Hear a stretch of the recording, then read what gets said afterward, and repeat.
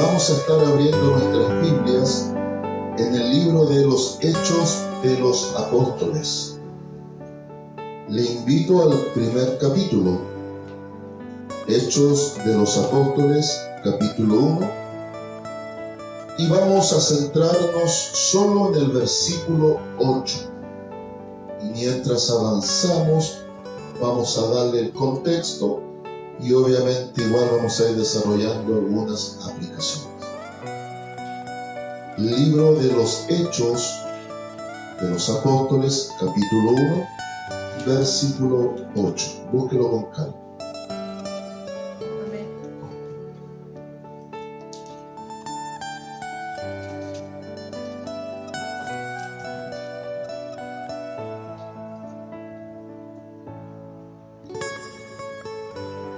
Habiéndolo encontrado entonces, por reverencia al Señor y su palabra, nos pondremos en pie y daré lectura a la poderosa palabra de nuestro Dios en el nombre del Señor Jesucristo, y a la letra dice lo siguiente: pero recibiréis poder cuando haya venido sobre vosotros el Espíritu Santo, y me seréis testigos en Jerusalén, en toda Judea, en Samaria y hasta lo último de la tierra. Amén.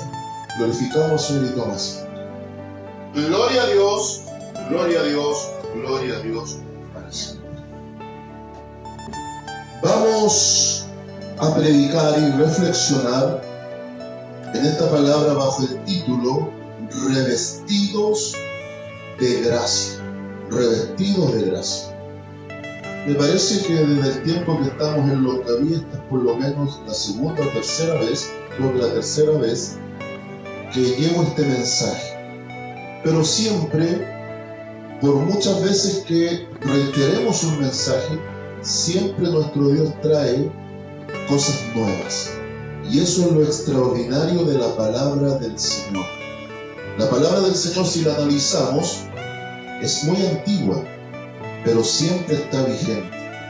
La palabra del Señor está más allá de las modas o de los cambios del tiempo, las estaciones o las sazones que le toca vivir al hombre. De igual manera, Dios siempre nos trae algo a lo cual podemos nosotros tomarnos para un sano crecimiento espiritual.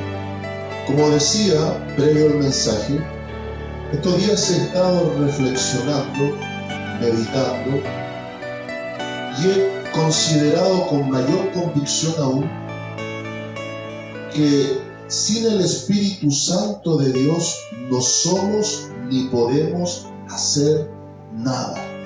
¿Se ha puesto a pensar usted la importancia de tener al Espíritu Santo en nuestras vidas? ¿Qué sería de nosotros sin el Espíritu Santo de Dios? Este pasaje del inicio del libro de los Hechos, este libro extraordinario que vendría siendo la continuación del Evangelio según San Lucas dado, que es el mismo autor, el médico amado, es bien llamativo porque como que nos amplía algunos elementos que omiten el Evangelio respecto de la ascensión del Señor Jesucristo, es decir, el retorno del Señor Jesucristo al seno del Padre. Él había prometido en San Juan capítulo 14 que volvería a aquel lugar en la eternidad, pero que prepararía lugar para que nosotros, donde está Él, también un día estemos. ¿Y cómo preparó el lugar? Obviamente a través de toda la obra de la cruz.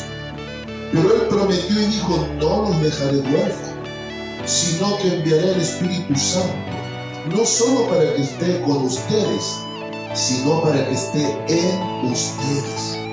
Y previo a la ascensión, aquí en el inicio de este extraordinario libro histórico, Lucas registra que el Señor Jesucristo da instrucciones finales después de haber caminado 40 días resucitado entre los muertos a sus discípulos, y los discípulos tenían inquietud de saber varias cosas respecto de los tiempos que les tocaría vivir.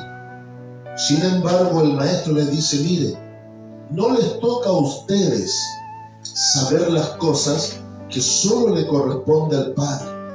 Y es aquí donde está el versículo al cual quiero que pongamos atención.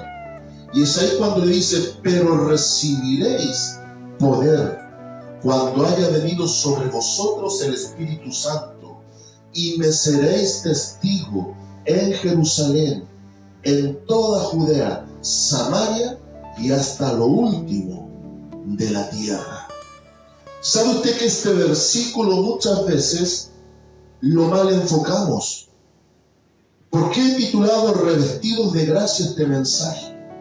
Porque muchas veces apuntamos al área carismática de la presencia del Espíritu Santo, es decir, prácticamente siempre abocamos este versículo o lo apuntamos hacia la dotación de los dones, hacia ese poder glorioso que también ahora está en el corazón del creyente, en esta porción de espíritu que Dios ha compartido. Y se nos olvida otras áreas muy importantes que quiero que hoy día observemos con la ayuda del Señor. Lo primero, este suceso y evento extraordinario tiene lugar 10 días después de la ascensión del Señor Jesucristo, para que se cumpliera el día del Pentecostés o el día número 50. Bien, pero termina siendo no solo una respuesta a la promesa dicha por Cristo para nosotros registrada en San Juan capítulo 14, sino también para cumplir muchas de las profecías antiguo testamentarias. Una de ellas, por ejemplo, se me viene a la mente, Ezequiel capítulo 36, versículo 26, donde Dios, usando al profeta, declara que llegaría un día en donde vendría un cambio de corazón, un cambio de naturaleza, un cambio suscitado por una renovación de espíritu, donde Dios pondría espíritu nuevo y cambiaría el corazón de piedra por un corazón de carne en el ser humano. Y ahora le dotaría de una capacidad para tener intimidad y comunión con Dios. Estaba prometido de antiguo en el tema profético. A través también de Isaías se declaraba que llegaría un día en donde el renuevo de Jehová, Jesucristo el Señor, traería un tiempo diferente, en donde ahora el hombre tendría una posibilidad de acceso liberado a la presencia de Dios gracias a la obra de Jesucristo. Es ahí donde en el capítulo 55 del libro de Isaías dice que hay una misericordia gratuita para todos, y se hace una invitación a comer y también a beber vino y leche abundantemente y gratuitamente, es decir, abundante gracia de salvación suscitada por el Espíritu Santo de Dios. Entonces, la idea es ir comprendiendo que esta investidura de poder va mucho más allá del área carismática y enigmática de la dotación de poder y autoridad que el Espíritu Santo va transfiriendo a la vida del creyente, que sin embargo es un área muy importante. Pero quiero centrarme en el área de la capacitación. El Espíritu Santo nos capacita primero para ser hechos hijos de Dios a la imagen del Señor Jesucristo. En Romanos capítulo 8, versículo 14, que es directamente relacionado en paralelo a San Juan capítulo 1, versículos 12 al 14, se nos dice que el Espíritu Santo, cuando ha venido a la vida del creyente, le capacita para ser hecho hijo de Dios. Y como Juan en el primer capítulo dice, ya esto no va a depender de carne, de sangre, ni de voluntad de varón, sino que depende exclusiva y puntualmente de Dios. Es Dios el que a través del perdón de los pecados, en arrepentimiento genuino, al aceptar la obra de Jesucristo, ahora ha investido de poder, pero para capacitar al ser humano para que sea hecho hijo de Dios conforme a la semejanza del mismo Señor Jesucristo. Es por eso que en Romanos 8:14 se le va denominando al Espíritu Santo el Espíritu de adopción, aquel el cual ahora habita en el corazón del creyente, el que hace que le digamos: Abba Padre, papito lindo, papito hermoso. Te necesitamos angustiosamente, te necesitamos cada día para poder estar en tu presencia y ser satisfechos en nuestras necesidades espirituales. ¿Se ha puesto a pensar también, amada iglesia, y quién es el que nos ayuda en nuestras debilidades? Me atrevo a decir que cada creyente llega un momento dado de su vida, ya sea por la prueba difícil, ya sea por la tentación imperante, ya sea por situaciones permitidas todas por Dios, que a momentos pareciese que el camino se pone cuesta arriba, la carga pesada, y por ahí se aplica este dicho que pareciese que dan ganas de tirar la toalla. ¿Cuál es la ilustración de tirar la toalla? En el boxeo, cuando aquellos que están en el rincón del boxeador, los que lo asisten, ven que está siendo demasiado golpeado y que prácticamente la vida del pupilo está en juego, tiran la toalla para que se les perdone prácticamente la vida y así poder asistirlo y ver qué nivel de daño tiene. Esa es la expresión de tirar la toalla, prácticamente de rendirse y decir: hasta aquí llegamos para no morir en el intento. ¿Cuántas veces como cristianos experimentamos aquello? Muchas veces experimentamos traición, soledad, desamparo, angustia, quebrantos. ¿Cuántas veces, también muchas veces, en el fragor de las batallas espirituales, ya no hay fuerzas?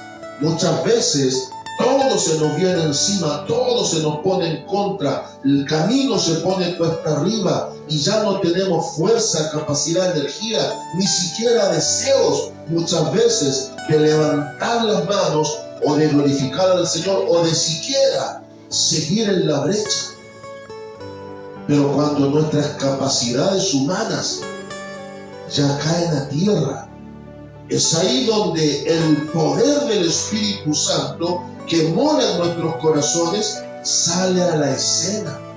Por eso el apóstol Pablo en Romanos 8:26 dice que el Espíritu Santo es el que nos ayuda en nuestras debilidades e incluso intercede por nosotros. Bendito el nombre del Señor. Sin lugar a dudas, en esto de la capacitación, la gran meta del Espíritu Santo no es solo preparar a la novia para el enlace de bodas, que será en el momento del arrebatamiento de la iglesia. De ahí viene todo un tema, en donde uno de los temas centrales será las bodas de la cena con el Cordero. Y está, por ejemplo, presentado ilustrativamente de manera magistral en el contexto de Apocalipsis 19. La gran meta no solo es esa, de preparar a la novia, sino de formar a Cristo en el corazón del creyente. No se olvide lo que dice Efesios capítulo 4, versículos 11 en adelante, hablando de los 5 ministerios principales. A partir del versículo 12 dice que todo esto es para perfeccionar y hacer crecer en madurez espiritual al creyente, a fin, como dice el versículo 13, de formar la imagen de Cristo en el creyente, para que todos lleguemos a la unidad de la fe, a la estatura, a la plenitud del varón perfecto, la imagen de Cristo. Ese es el varón perfecto. Ahora, esto jamás, amada iglesia, jamás, nunca podría ser hecho por mera fuerza o capacidad humana. Aquí la parte humana queda totalmente relegada a segundo y tercer plano. Es el Espíritu Santo el que cobra absoluto protagonismo en la capacitación del creyente. Pero no puedo pasar por alto algo muy importante que el mismo contexto lo dice incluso explícitamente. Nos capacita para ser testigos. Y esto no solo tiene que ver con dar un testimonio de fe de que somos hijos o fuimos hechos hijos de Dios. No, que incluso esto tiene que ver con la capacidad en donde el Espíritu Santo nos permitirá ser totalmente capaces de morir por nuestras convicciones. Un testigo es un mártir por la causa, y un mártir es aquel o aquella, hombre o mujer, que tiene tal convicción que está dispuesto hasta la muerte por la causa a la cual él está inserto. El primero fue Esteban, y usted puede ver el registro entre los capítulos 6 y el 7. Y lo maravilloso que al final del capítulo 7 este hombre muere, rinde su vida y es capaz de ver los cielos abiertos y al Hijo del Hombre a la diestra del Padre, declarando que el carácter de Cristo se había replicado en él, porque mientras lo estaban matando a pedradas, él pedía al Padre que les perdonara sus pecados. Ahí está la evidencia que el carácter de Cristo a través del Espíritu Santo fuera replicado en la vida del primer mártir.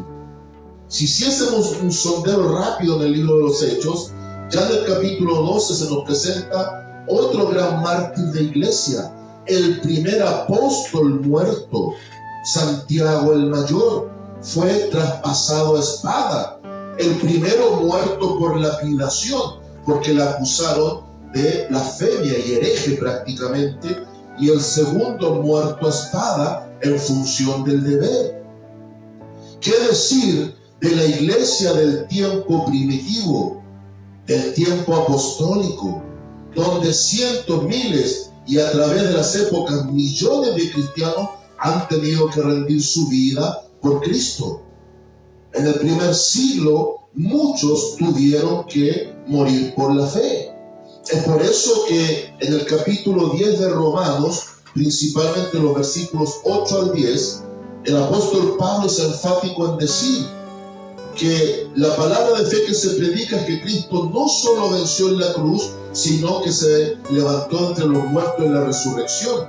Y es ahí en donde él dice y declara que si creyeres en tu corazón que Dios le levantó de entre los muertos y confesares con los labios que Jesucristo es tu Señor, entonces serás salvo, porque con el corazón se cree para justicia, pero con la boca se confiesa para salvación. Hablando de testigos, Pablo está trayendo a colación la situación que se vivía, por ejemplo, en el circo romano, cuando muchas veces a los cristianos que lo iban a devorar los leones les decían: si niegas a Cristo tendrás vida, pero si confirmas tu fe serás devorado. Y ahí está la plena convicción de que Cristo, conforme a las Escrituras, resucitó. Tiene que darnos un aliciente, tiene que darnos una convicción mayor de fe para resistir el tiempo malo. Y ahora se declaraba pública y abiertamente que Jesucristo, para ese grupo de creyentes primitivos, grandes testigos capacitados por el Espíritu Santo para morir por la causa, eran capaces de decir: Cristo no solo es mi Salvador, sino que el Señor de mi vida y de mi alma. Hoy por hoy la iglesia está capacitada para decirlo. Que Dios nos ayude y nos bendiga. Estamos en un tiempo de gran apostasía, donde muchas veces el énfasis, por un lado, es hacia la teología de la prosperidad, y por otro lado hay mucho movimiento sensacionalista y emocionalista en donde el gran énfasis es el abuso descarado y prostituido de los dones del Espíritu Santo. Pero poco se habla de un espíritu que capacita al creyente para vivir la vida en el día a día junto en la amistad con Cristo. Lo otro que hace el Espíritu Santo, presta defensa del creyente en los momentos indicados. Por ejemplo, en el contexto de San Mateo capítulo 10, Cristo advirtió a los discípulos que por causa del nombre de Él llegaría el día que serían aborrecidos, perseguidos y profetizó muertos. Pero les declaró que no tuvieran temor, porque el Espíritu Santo prestaría defensa hacia ellos. San Lucas 12:12, por ejemplo, dice que en aquella hora no tengáis temor, porque el Espíritu Santo pondrá en sus bocas palabra para prestar defensa. Hay algunos que malentienden y dicen, no se prepare, ni siquiera estudie la Biblia, porque al momento de abrir las Escrituras, en ese momento, como dice San Lucas 12:12, el Espíritu Santo pondrá palabras en su boca. Déjeme desilusionarlo si alguien ha tomado ese versículo de esa forma, pero déjeme libertarlo a través de la verdad de la palabra. Ese pasaje bíblico no está hablando de la predicación, está hablando de los días de persecución, donde el Espíritu Santo tomará los pensamientos, la boca, los labios y la lengua del creyente para prestar defensa frente a las autoridades cuando el caso lo requiera y lo amerite.